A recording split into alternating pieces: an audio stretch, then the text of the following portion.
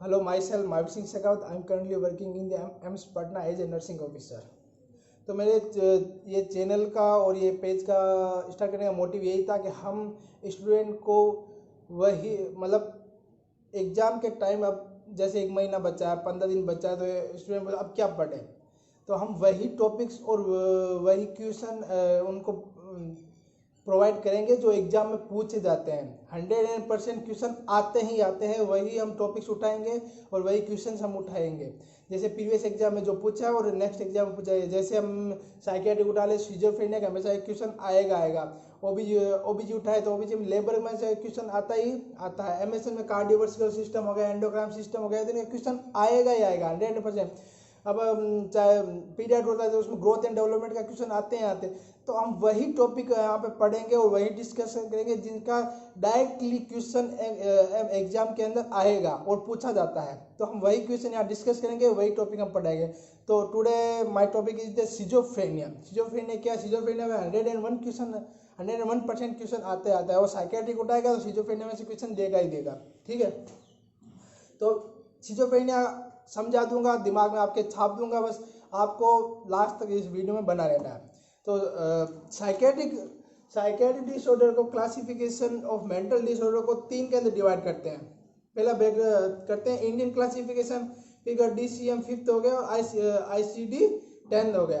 तो हम most commonly Indian classification के अकॉर्डिंग ही हम सारा पढ़ते हैं। इंडियन क्लासिफिकेशन के अकॉर्डिंग ही हमसे एग्जाम में पूछा जाता है क्वेश्चंस, और इंडियन क्लासिफिकेशन ही हम पढ़ते हैं, प्रीफर करते हैं। तो ICMD के अकॉर्डिंग साइकेट्रिक डिसऑर्डर और साइकेट्रिक को 3 क्लासिफिकेशन, मेंटल डिसऑर्डर को 3 के अंदर डिवाइड किया है। फर्स्ट साइकोसिस, second the neurosis and third is the specific disorder.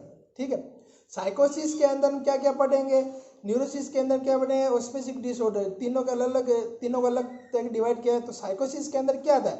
साइकोसिस के अंदर severe mental disorder characterized by the disturbance of the thinking, emotions and perceptions. ठीक है, किसी इंसान का थिंकिंग, इमोशन और परसेप्शन के अंदर कोई डिस्टर्बेंस हो जाए तो हम सब साइकोसिस के अंदर पढ़ा जाएगा। न्यूरोसिस के अंदर कौन पढ़े? माइनर मेंटल डिसऑर्डर पढ़ेंगे, जैसे एंजाइटी हो गया, फोबिया हो गया, या OCD ऑब्सेसिव कंपल्सिव डिसऑर्डर हो गया, DCT हो गया, वो सब किसके अंदर? न्यूरोसिस के अंदर पढ़ेंगे। फिर स्पेसिफिक डिसऑर्डर के अंदर हम क्या पढ़ेंगे? स्पेसिफिक डिसऑर्डर हो गया जैसे टिक्स हो गया, स्पेसिफिक डिसऑर्डर नाम ही देख लो, स्पेसिफिक टिक्स हो गया। ठीक है, टिक हो गया बच्चे का, टिक हो गया। ऑटिज्म हो गया, ऑटिज्म चाइल्ड का। ठीक है, अल्कोहलिक डिसऑर्डर, ये सारे स्पेसिफिक डिसऑर्डर के अंदर आते हैं। तो पहला हम लेते हैं साइकोसिस। साइकोसिस के अंदर साइकोसिस को ही आगे 3 के अंदर और डिवाइडेड किया गया है। फर्स्ट है ऑर्गेनिक साइकोसिस, दूसरा है फंक्शनल साइकोसिस, तीसरा अफेक्टिव साइकोसिस। ऑर्गेनिक साइकोसिस, फंक्शनल साइकोसिस और अफेक्टिव साइकोसिस। तो ऑर्गेनिक साइकोसिस के अंदर नाम सुनते ही हम सबसे अंदर आ जाते हैं कि ब्रेन रिलेटेड अबनॉर्मलिटीज है, जैसे डेलिरियम और डिमेंशिया। ठीक है, फंक्शनल साइकोसिस के अंदर हम क्या पढ़ेंगे? जो आज का टॉपिक है, सिजोफ्रेनिया। और अफेक्टिव साइकोसिस के अंदर हम क्या पढ़ेंगे? Mania and depression.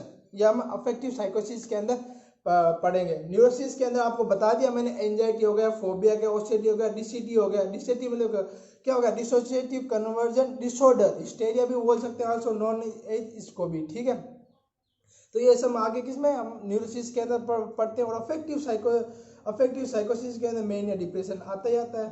ठीक है, तो फिर हमारा टॉपिक है फंक्शनल साइकोसिस, सिजोफ्रेनिया। हाँ, एक बात, जैसे कोई नाम बोले डिलेरियम, डिमेंशिया, दिमाग में आना चाहिए ऑर्गेनिक साइकोसिस है। ठीक है, जैसे नाम बोले सिजो, एक क्वेश्चन पूछा गया सिजोफ्रेनिया का किसका टाइप है? सिजोफ्रेनिया फंक्शनल साइकोसिस का एक टाइप है। मैनिया डिप्रेशन किसका टाइप है? अफेक्टिव साइकोसिस का एक टाइप है, मैनिया और डिप्रेशन। ठीक है, तो ये क्वेश्चन पूछा है, जैसे पूछे पहले तो हमें वो होना चाहिए कि कितने डिवाइड किया है, साइकोसिस, न्यूरोसिस और स्पेसिफिक डिसऑर्डर। फिर साइकोसिस का ऑर्गेनिक साइकोसिस, फंक्शनल साइकोसिस और अफेक्टिव साइकोसिस, इस 3 के अंदर डिवाइडेड किया गया।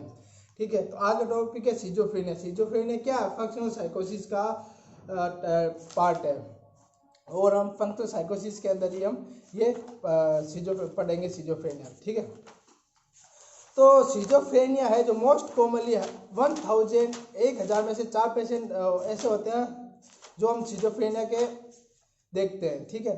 तो सिजोफ्रेनिया मोस्ट कॉमनली, इसको सिजोफ्रेनिया को पहले किसके नाम से जाना है, नाम से जानते हैं, प्रीवियस नॉन इज डिमेंशिया प्रिकोप्स के नाम से भी हम इसको जानते हैं। 5 स्टार क्वेश्चन पूछा गया है, आल्सो नोन एज, पहले इसको किसके नाम से जाने जाते थे, इसको डिमेंशिया प्रिकोप्स के नाम से भी जाना जाते थे।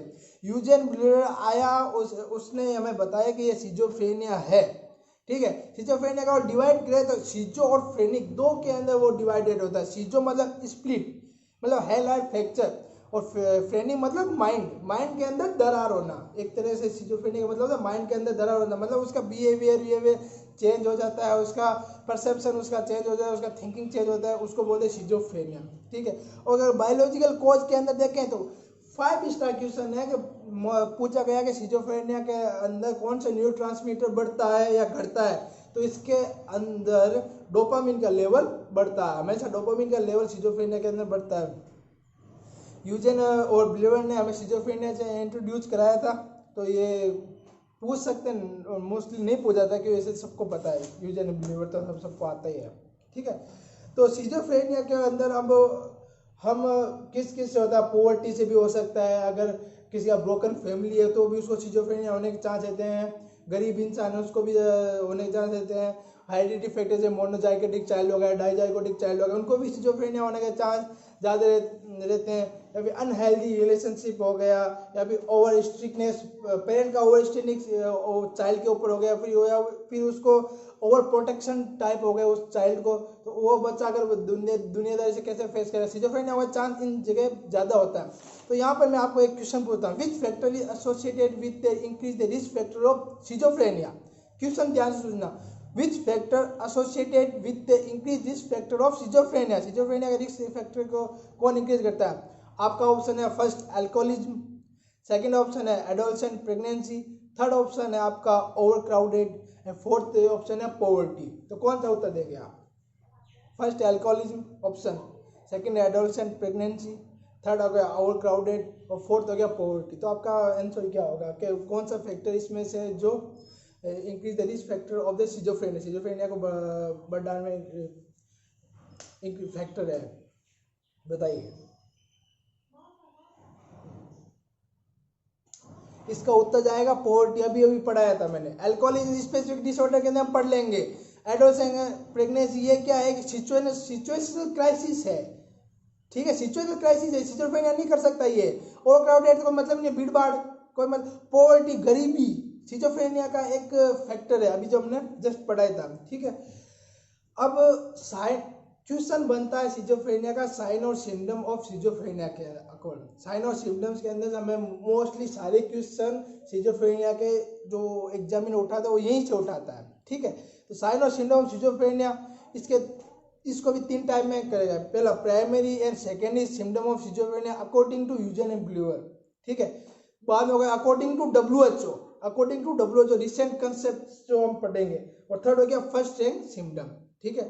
तो शुरुआत करते हैं साइन और symptom. First according to Eugen Bleuler के अगर प्राइमरी एंड सेकेंडरी सिम्टम, इसको फंडामेंटल सिम्टम्स भी बोलते हैं, सिजोफ्रेनिया का फंडामेंटल सिम्टम्स भी बोलते हैं कि यूजेन ब्लूअर ने दिया था, सबसे पहले ये आया था, और बेसिक सिम्टम्स भी बोलते हैं। तो given by Eugen Bleuler, also known as 4A symptoms, 5 star mark question, 4A symptoms. तो 4A सिम्टम, 4A, पहला है ऑटिज्म, दूसरा है एम्बिवेलेंस, तीसरा है एसोसिएटिव डिस्टर्बेंस, तीसरा है अफेक्टिव डिस्टर्बेंस। तो A for autism, first A का मतलब होता है ऑटिज्म, ऑटिज्म मतलब सोशल विड्रॉल चाइल्ड होता है, सोशल विड्रॉल चाइल्ड होता है।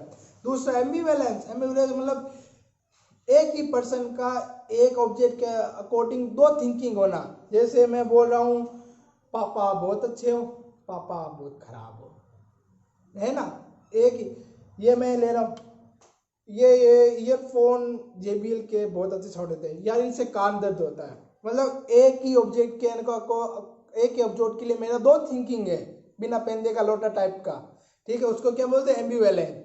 तीसरा associative disturbance, shifting of idea quickly, जैसे मैं बोल रहा हूँ मेरे को यार भूख लगी है, शाम को मेरे को जयपुर जाना है, कल मेरी ड्यूटी नाइट है, और अच्छा आज कौन सा प्रोग्राम आ गया, क्योंकि मैं शिफ्ट कर रहा हूँ ना, एक आइडिया से दूसरे आइडिया के अंदर शिफ्ट कर रहा हूँ, उसको बोलते हैं एसोसिएटिव डिस्टर्बेंस। तीस होता है अफेक्टिव डिस्टर्बेंस। अफेक्टिव डिस्टर्बेंस मतलब जहाँ कोई मैरिज का माहौल है, हैप्पी माहौल है, वो रोएगा, सैडनेस होगा, क्राई करेगा, है हूँ इस टाइप का, तो वो अफेक्टिव हो गया ना, अफेक्टिव डिस्टर्बेंस। और जहाँ पे जैसे कोई मातम चल रहा है, कोई किसी के रिलेटिव का डेथ हो गया, वो वहाँ पर जाके डीजे लेके बजाएगा, ना डांस करेगा, तो ये होगा अफेक्टिव डिस्टर्बेंस। समझ में आया।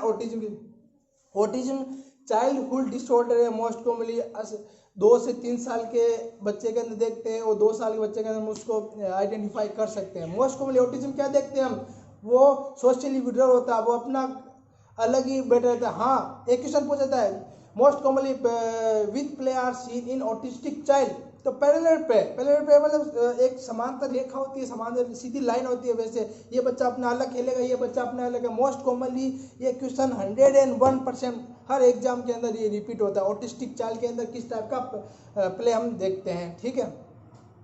और ये एक क्वेश्चन यहाँ पे आप बनता है कि how will assess by nurse effectiveness management of autism, तो पहले पे होता है, उसके अंदर देखते हैं तो उसको कोग्निटिव प्ले कराते हैं, वह साथ में खिलाते हैं, सोचते, और हम कैसे ऐसे अगर हम किसी ऑटिस्टिक चाइल्ड को असेस करना चाहेंगे तो कैसे करेंगे what is the primary observation by nurse in autistic patient during the mental status examination, patient unable to maintain eye to eye contact. Autistic child होगा वो ऐसे बात हमसे, हम उसके पास जाएंगे, उससे बात करने की कोशिश करेंगे, वो कभी भी अपने साथ आई कांटेक्ट नहीं रखेगा, वो नहीं रख पाएगा अपने पास आई कांटेक्ट, वो इधर उधर देखते हुए अपने से बात करेगा, वो ऑटिस्टिक चाइल्ड है। सेकंड मैंने पढ़ा था 4A सिम्टम के अंदर एम्बिवैलेंस इमोशनल रिलेटेड अबनॉर्मलिटी होता है। Two opposite contra emotional thinking in two opposite emotional thinking रखते हैं एक ही ऑब्जेक्ट के लिए, जो जैसे मैंने आपको अभी बताया, पापा बहुत अच्छे हो, पापा बहुत खराब हो, ठीक है, सेम ही चीज़ मैंने अभी एग्जांपल दिया ये फ़ोन का JBL के, लेकिन मेरे कान में बहुत दर्द करते हैं, मतलब एक ही ऑब्जेक्ट के लिए मेरा 2 ओपिनियन है, वो भी अलग अलग, दोनों मिलता जुलता नहीं है, तो एम्बिवैलेंस के अंदर आता है, मतलब वो अपने विचार को बार बार परिवर्तन करता है, सिजोफ्रेनिक पर्सन।